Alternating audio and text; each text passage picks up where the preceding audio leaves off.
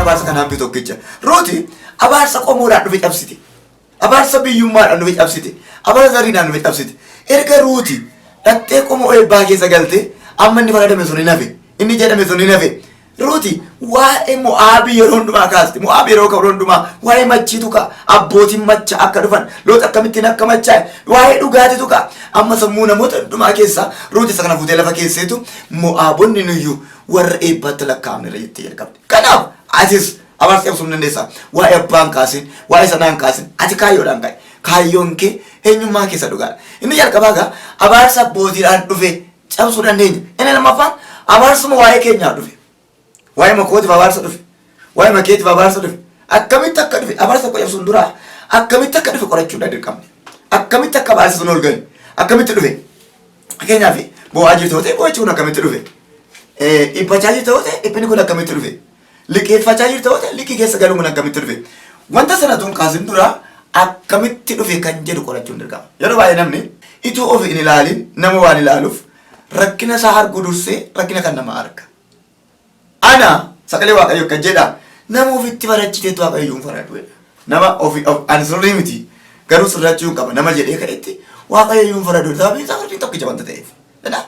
Nuti karuma keenya isa dhufe fakkeenyaaf Wangeelaa Yohaannis boqonnaa 12 calluma jennee yoo dubbifne boqonnaa 11 calluma jennee yoo dubbifne hinaaffaa nama dhuunfaatu jira. Hinaaffaan nama dhuunfaa kuni jalqaba Alaazaar gaafa du'e bo'an. Boqonnaa 12 irratti immoo gaafa du'an Alaazaar gaafa du'aa ka'u akkamitti ajjeefna jedhanii mari'ataniidha. Namoonni kun waa lamatu jira keessa. Du'a Alaazaariif bo'aniiru. Alaazaar hin du'e hin bo'an. Alaazaar du'a isaa Alaazaar numa du'e jennee dhibna miti. Du'uu isaa duwwaatu hin ta'in hidhamuu isaa hin irraanfannu. Dhagaan irra kaa'amuu isaa hin irraanfannu. Hiriyaa isaa keessaa ba'uun hin irraanfannu. Obbolaa gidduu jiraachuu mana keessa jiraachiisu dhiisee garaa dachee keessa ciisu isaa hin irraanfannu. Kun hundumtuu yoo walitti dhufanii warroota nama boosisanidha. Egaa guyyaan isaa yeroo ga'u boo'ichi kunis gaafa maatu Yesuus hin dhufe. Yesuus gaafa dhufu mucaa yeroo malee du'e kana abaarsa kana kaasuudhaaf dhufe. Gaafa Yesuus Kiristoos Alaazaariin kaase warri dhaabatanii ilaalan waan gammadan fakkaatu garuu keessaanii gammadaa miti. Yeroo baay'ee akkas nuti waaqayyo waaqa keessa keenya ilaaluudha. Abaarsi gaafa sirraa cabuu jalqabu isa jalqabaa keessa seeti keetti ka'a. Hinaaffaa jal'aa keessa keetti ka'a. Otoo hin beekin gazzidhiisa. Ofuma keenyaa sabinne sana kaamna jechuudha. Akka jiran kaleessumayyuu waa'een Alaazaar nama rakkisaa jira. Amma immoo Alaazaar du'aa ka'eera gaafa jedhamu namoonni gooftaa fudhatu. Namoonni gara fayyinaa fidu kottaa Alaazaar isa du'aa ka'ee kana ajjeefna jedhanitu wal ta'anii mari'atan. Amma namoonni kun yeroo inni du'e hin bo'u yeroo inni du'aa ka'e immoo ajjeesuudhaan mari'atu. Namoonni kun rakkinni isaanii maanni yoo jettanii abaarsa tura jira. Abaarsuma isaan keessaa ba'uu hin dandeenye waa'ee nama calluma jedhee hammeenya yaadu. Namaa ta'uu isaan barbaadan namaa fi galateeffachuu barbaadan yeroo hundumaa nama cabsuu warra kaatan yeroo hundumaa nama salphisuu warra kaatan isa akkasii kana keessaa obbaafna nutu isa akkasii kana keessaa gaafa obbaafnu waan gaarii keessa galla waan gaarii keessa gaafa sagalee waaqayyo maayidha namni hunduu waan facaasee hamadha tokko miti lama miti waan facaafte hamta ati abaarsa kana ofirraa cabsuudhaaf jalqaba lapheen kee obboleessa kee qulqulluu haa ta'u hafuurri kee nama hundumaaf qulqulluu haa ta'u nama hundumaaf gaarii yaadi cabuu obboleessa kee hin gammadin salphachuu isaa hin gammadin qaana'uu isaa hin gammadin gadi bu'ii wajjin ka'e argachuu isaa gammadi uffachuu isaa gammadi nyaachuu isaa gammadi calluma jettee samii dhuuf hin ka'e sababiin isaa jireenyi keenya waan keessa keenya guute waan kennuuf abaarsa qabna taanaan yeroo hundumaa abaarsa nama irratteen moofaa uffachuu nama irratteen salphachuu nama irratteen qaanii nama irratteen abaarsa irraa cabnaan garuu nama hundumaaf gaarii yaadatu dhufa obboleessa keef gaarii yaadatu dhufa isa kana of keessaa baasuun amanni kun kadhannaa cimaa sana dura sun naqin sirreessuu cimaa gaafata. Amanni kun kadhannaa cimaa miti sirreessuu cimaa of sirreessuu cimaa kaayyoo cimaa bakka nan dhiisa waaqayyo hin ka'a bakka gaariin godha warra gaarii godhaniif waaqayyo gaarii godha.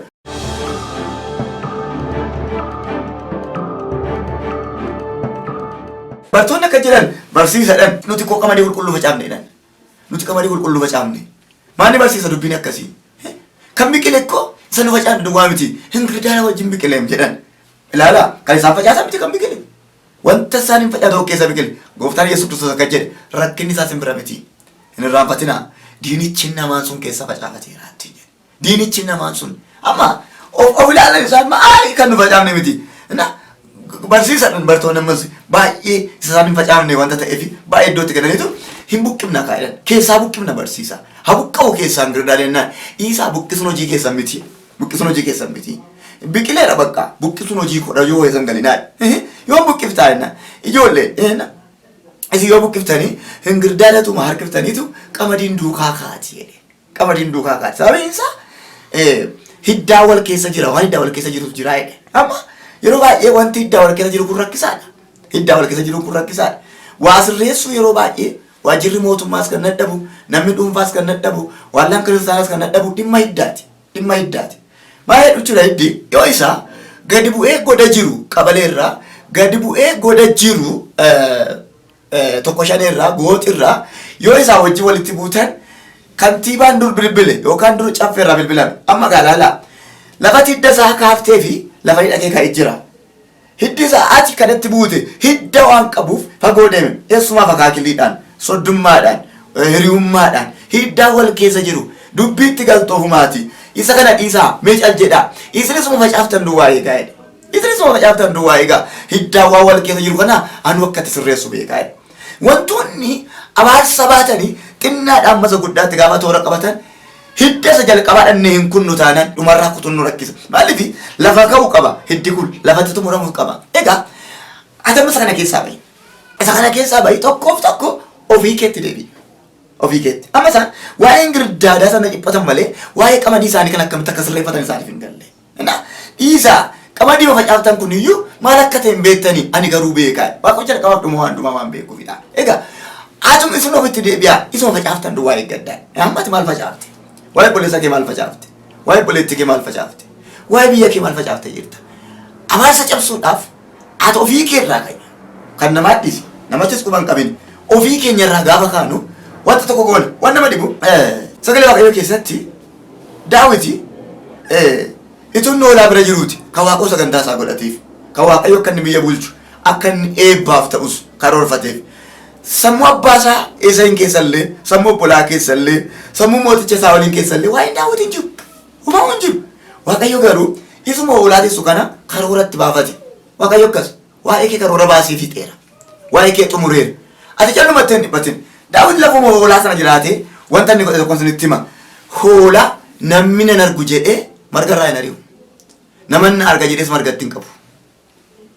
waanuma tiksuu irra jiraatuuf hoolaa sana marga gaariidhaan barbaada bineensa irraa eega agartanii lafa isheen kaate amanamummaa lafa isheen kaate gaarummaa lafa isheen kaate abaarsa cabsuun hoolaa sana akka hin nyaanneef lubbuu isaa kenne bineensa gurguddaa wajjin wallaansu qaba malee anyaatu maal ladhi abbaan koo na bira hin jiru obbolaan na bira hin jiru waaqayyo na arge namumti ituu namni sana arge waan gaarii godhu kun ituu immoo namni isa arge akkami jedhee gara mootummaatti isa barbaade waaqayyo gara mitikkiliitti gara maalitti isa barbaade garuma hangafummaatti isa barbaade maaliif namichi kun abaarsa hin qabu lapheen isaa abaarsa hin qabu yaadi isaa abaarsa hin qabu namaan miti hoolaanuma biyyu abbaa isaa kanaa fi waan gaarii yaada jira dhalaga akkatti waaqo laphee nama ilaalee dhufa waaqo laphee kee ilaalee dhufa abaarsi laphee keessaa baanaan abaarsi mana kee keessaa baanaan abaarsi jireenya keessaa baanaan akkatti waa qorfuun beektu kanaaf jireenyuma kee irraa abaarsa cabsi jireenyuma kee ofuma kee irraa kaayyoo cimaadhaan ka'e bakka ofirratti murteessa haraa jalqabee ani kanan godha haraa jalqabee ani kanan raawwadha gaafa jettu waaqayyo si gargaaraan nama hundumaa waaqayyoodha namni namoota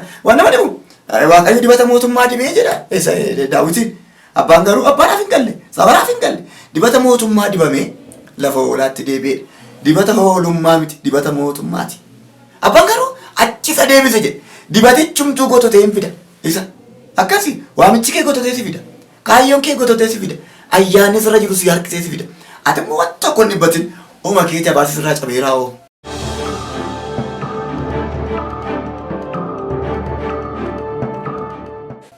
abaarsi irra hin jiru tajaajilli kee akkam waamichi kee akkam lapheen kee akkam yeroo tokko tokko jireenya keenya abaarsaa gaafa laallu bara Iyyaasuu gaafa laallu kakuu baatanii bishaan keessa dhaabatanii galaanota addaan citaa'edha. Warri immoo homaa hin baanne dhufanii hace'aniidha. Ilaalaa kan mul'ata guddaa sana yookaan kan abboommi 10 sana baatee bishaan keessa dhaabatu nama dhuunfaati. Kan dhufee ce'uu nama biraadha. Amma yeroo akkas ta'u nama aarsa. Karaa addaan baafatteerra namni biraan dhufe yeroo darbu. Gateechi baafatteen namni biraan yeroo boqotu haa ta'u. Atumti karaa baafnan namni ce'u. Atamma abaarsa cabsiifame. Amma hin haafaa keessan galiin amma to'an haafisaniiti karaan baafadhe namni hin ceetu jennee miilla kaay nama jala keenya waan nama kufu nu fakkaata malee waan nama dabarsu nu fakkaatu. Karaan ati dabalte eebbataan dhaloota baay'ee darba. Nama baay'ee darba. Jarri baatanii madhaabatu kan ce'u kan biraa kan addaan kute kan biraa. Atamma ofii kee fi karaa hin taata namaafis karaa hin taata. Hin gungumin abalumaan naa darbee abaluun harkatti gooftaa fudhatee na darbe. Abaluun an harkattitu amanee na darbe. An lafuma kaleessaan jedhan jedhin. Ati hangafa abaarsa cabsuuti kan inni raamate. Hangafa abaarsa cabsuuti. Abaarsa cabsite waaqa biratti damoosa guddaa yookaan meendaa guddaa eebba guddaa qabdaati. Dhaloonni bor dhufan immoo dhaloota eebba kedhatan malee dhaloota abaarsa kedhatan hin ta'an. Waan baay'ee yeroo ilaallu erga wangeelli biyya keenya boojame wanta ta'eefi ituu wangeelli biyya keenya boojame wanta ta'e madaalli isaa yeroo ilaallu abaarsi nuumtu kun burqaa abbootiin keenya baay'een itti beela'anidha. Burqaa abbootiin keenya baay'ee itti reebaman isaan itti beela'an nuti itti nyaanne isaan itti reebaman nuti itti ulfaanne agartanii karaa ati gatii baafte kana dhalataan borii gatii hin baasu gatii irra kaffalte kun har'uma xumurama ati kaana wanta ta'utu jira gooftaa Yesuus Kiristoos si'a lama gatii hin baafne yeroo jedhu macaafa mul'ataa keessatti ilaallu gonfoo ulfinaatu mataa isaarra jiraadha gonfoo ulfinaatu abbaan isaa mataa isaarra kaa'edha. Wangeela keessatti gaafa ilaallu garuu namni gonfoo qoraattii ol fuutee irra keesseedha. Amma gonfoo qoraattii aluma tokko baate isa booddee gonfoo ulfinaa baate maqaa balleessanidha. Waaqayyo abbaan isaa maqaa hundumaa caalu isaa kennedha. Maqaa hundumaa caalu. Wangeela keessatti ilaaltan miilla isaa waraanu, miilla isaa micciiru, miilla isaa miidhu. Mul'ata keessa kottaa isuma waraanan sanatti sagadoodha. Miilluma isaatti sagadoodha. Akkas barre. Kanaaf gatii baasuun si'uma tokkodha. Salphinni si'a tokkodha. Waan lama irraanfatinaa bara lama jira. Bara lamaan kana yoomiyyuu yaadadhaa. Bara tokko hin gatamtaa, bara tokko hin barbaadamtaa. Bara tokko hin jibbamtaa, bara tokko immoo hin jaallatamtaa. Bara tokko si dhiibu, bara tokko immoo bilbilanii si barbaadu, si waamu. Ammati bara isa keessa jirtu laaltee bara isa dhufu hin irraanfatin. Bara inni ati keessa jirtu dhiibamuu yoo ta'e akka barbaadamtu karoora barbaadamu tokko baasi. Bara inni keessa jirtu xinnaa guddaa yoo si jibboo ta'e ammati bara karoora jibbaan baasin karoora jaalatamuu baasi. Saamiinsa har'atu mormiti. Ati har'a akka borii hin se'in. Har'a akka borii akka hin taaneef maal gochuu sirra jiraata? Abaarsuma waan jedhame keessa keetii baasi. Nama jibbuu waan jedhame keessa keetii baasi. Salphina waan jedhame keessa keetii baasi. Gaarii ma godhe Waaqayyo gaarii sii godhe. Kun kan danda'amu baay'ee kadhachuurraa kan dhufu miti. Baay'ee macaafa dubbisuurraas kan dhufu miti. Baay'ee barachuurraas kan dhufu miti abaarsi kan cabu. Amma murteessuurraa dhufa. Murteessi jalqaba. Eega murteessitee booddee isa murteessite kanatti waaqa dabale. Hin danda'amu Waaqayyoodha. Nama tokko tokko jedhu ana mala kooti dhiisuu hin danda'u. Nama kataasuu dhiisuu hin danda'u. Nama jibbuu dhiisuu hin danda'u. Aarii dhiisuu hin danda'u. Amala makootiidha. Amalli nuti qabnu amala nuti dhiisuu hin dandeenye tokko yoo hin jiru. Yeroo jedhu dhiisuu waan danda'amu qabna. Amala shaakaluu hin danda'amu. Amala irraa miidhaa isuma irra goone irraa waa barachuu danda'amu. Namni isu karuma isaarraa matuma isaarraa waan baranne eenyurraa waa barachuu hin danda'u. Hojii marra hojjete irraa bu'aasaa hin barre taana kisaaraa isaa hin barre taana waa barachuu hin danda'u. Waan nama dhibu jireenyi keenya baay'een isaa mul'ata Yohaannis boqonnaa 21 lakkoofsa 5 irratti olaaltanii akkas jedha. Waaqayyo gooftaan maccaa ani waan hundumaan haaraa godha jedha jedhe. Amma laalaa waan hundumaan haaraa godha. Laphee kee haaraa godha. Gurra kee haaraa godha. Jireenya kee haaraa godha. Hafuura kee haaraa godha jedhe. Waan hundumaa haaressuu Waaqayyo danda'u Waaqayyo hin beela taanaan wanti nuti ittiin haaromne hin jiru. Laphee nuti irraa hin jijjiiramne hin jiru. Namoonni baay'ee haaromsa kana barbaadan. Haaromsa laphee isaanii haareffachuu, jilba isaanii haareffachuu, karoora isaanii haareffachuu barbaadan akkuma kaleessa sana wanta ta'aniif Waaqayyo immoo waaqa waan haaraa godhu. Amma suuqii baay'ee olaaltan, mana namoota baay'ee olaaltanii suuqii tokko akkuma tasaa kaleessa dhattanii waan irraa bitattaniittu. Har'a immoo akka tasaa gaafa dhattan cufamaadha. Cufamuu isaa keessaa maal jedhaa? Saamsameera, cuqqaalameera jedhetu waraqati chaappaadhaan maatabaan irra keemee jira. Bakka isaan kaleessa irraa bitadheera maal mi'oo keessa jira? Maal zayitiin hoo jira? Maal wanti barbaadan wanti bitamu jira? Dhuguma keessa jira wanti bitamu. Garuu cufameera maal goota gara? Maaliif cufame yoo jette amma mi'a keessaa dhume miti. Hin haarofne. Akkuma kaleessaa ta'e eeyyama isaan haareeffanne, eeyyama waggaa isaan haareeffanne. Kanaaf warri wanticha seericha ilaalan irratti saamsanii tokko atakkas. Ati haaromsa keessa hin galle taanaan ayyaana guddaa utuu baattu cufamtee galta. Dibata guddaa utuu baattu cufamtee galta. Waaldaa baqattee galta. Saba baqattee galta. Faarfannaa baqattee galta. Amma si keessa jira ayyaanni garuu maaliif booddee deebite yoo jette haaromsa keessan galle haaromsi laphee ofirraa qaba. Laphee kee haaressinaan abaarsi irraa cabeera. Karoora kee haaressinaan abaarsi irraa cabeera. Namoota tokko bara dhufus sanuma waggaa dhufus sanuma achuma gooftaan Yesuus Kiristoos akka jedhe warra waame hundumaa wanta nu galchinitti himu warra waame tokkollee gooftaan miseensan godhanne duuka buutuu godhate. Duuka buutuu jechuun fakkaattiidha. Deemsaanis dubbiidhaanis gochaanis. Amma Phexros qurxummii qabarras borus qurxummii qabu barbaada. Har'aan tokko 153 erga qabate wangeela Yohaannis boqonnaa 21 irratti kaalkuleetiin Phexros amma bor immoo meeqa qabdaa duuka buutuun garuu akkamiti lafa jiru irraa fooyya'aa deema. Gooftaan akkasittiin jedhe ati kana booddee qurxummiin qabdu nama qabdaa. Ilaala egaa qurxummii irraa gara namaatti fide malee qurxummii irraa gara qurxummiitti hin geessine. Nuti yeroo baay'ee akkas lafuma kaleessa lafa kaleessa. Gaafa abaarsi nurraa cabuu jalqabu duuka buutuu isaa wanta taanuuf waanuma inni godhaa deeme gochaa deemna. Waanuma inni agarsiisaa deemna. Yesuus Kiristoos tajaajila waggaa 3 walakkaa tajaajila keessatti tajaajila asii gadiin tajaajille. Dabalaa bule. Dabalaa malee montundu. Tajaajilli isaas mul'achuun isaas dhiibamuun isaas jibbamuun isaas dabalaa malee. Amma gaafati humna dabaltu gaafati kadhannaa dabaltu lolli dabalama. Inni irratti jettee yaadin. Sababiin isaa lolli mo'achuun humna wal qixxaataadhaan miti. Humna wal caaluun yeroo wal loltu malee. Gaafati humna dabalte fakkeenyaaf nama 5 yoo lolte seetan immoo 10 si lola.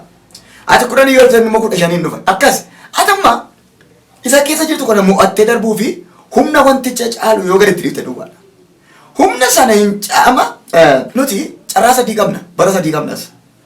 Baroota lamman sana akka jirtu ta'ee carraa kooti kanas jettu carraa ganamaatu jira. Carraa guyyaa keessaatu jira. Carraa galgalaatu jira. Carraa ganama keessaa inni jedhamu kuni Hanna nama gadameesee ganamoo cufame abaarsa kun carraa ganama cufame sadam tokko barattees kan ittiin baane wajji akkuma warra kaan digirii diploomii barumsa guddaa dandeettii guddaa qabdi garuu ittiin baane carraa ganama cufame tokko yoo jiraate waa tokko sitti hima innis kun sin caba inuma sirraata hannaan kaayyoo tokkotti galte lubni himmachoofte machiisi boysannaan ani machiin qabu gadda tokko narra jira dhiphina tokko narra jira ganamu maslaa ganameessa kun rakkina qaba amma maatti hin dheenye jetti waan godha wadhaalan himmaan duwwaa ta'e waan nama dhibu gaara Shiiloo bara darbe boochaan itti baatetti waggaa dhufu immoo galataan baate ati akkasi carraa ganama keessa cufame bara kana gaddaan keessa jirtu kana keessa kana booddee akka gaddaan hin jiraanne amani kana booddee wanti biraan akka ta'u amani Macaafa Saamu'eeliin yoo laaltanii boqonnaa 3 Saamu'eel duraa 3:21 laaltanii 20 irraa kan laaltanii gaala Shiiloo isaarratti waaqayyotu mul'ataadha. Lafuma kaleessa Hannaan itti boossetti amma mul'ifee waaqoo Saamu'eelitti mul'ateera. Barumatti itti boossetti yeroo itti boossetti ulfinni dhufuu hin danda'a. Abaarsi kun cabee jechuudha. Barumatti hojiin dhabe jettee hojiin dhufuu danda'a. Barumatti itti nama hin dhabe jettee namni dhufuu danda'a. Inni kun carraa saganama sitti cufne kana ofirraa cabsu atumti kaayyoodhaan ka'e. Atumti kaayyoo faddu ka'e. Lammaffaa isa guyyaa kee nama cufu jiru al tokko nama ta'anii deebi'anii namaa gadi ta'u. Al tokko argatanii deebi'anii dhabu. Al tokko jala maa guutanii golatti deebi'u dhukkubsatanii haa ta'u maqaa balleessinaan haa ta'u jecha daddaatiin haa ta'u biiroo galanii biiroo keessaa ba'anii deebi'anii galu. Abaarsa guyyaa keessaatti inni kun. Abaarsa guyyaa keessaatti. Inni irraanfatinaa. Wangeela Yohaannis boqonnaa 11 lakkoofsa 38 kan yoo laallu nama faaya kaleessa fayyaa jirutu awwaalame. Guyyaa keessa awwaalame guyyaa keessa dhagaa irra kaa'ame guyyaa keessa dhokate riyaasaa bira guyyaa keessa sokkee haadhosaa bira.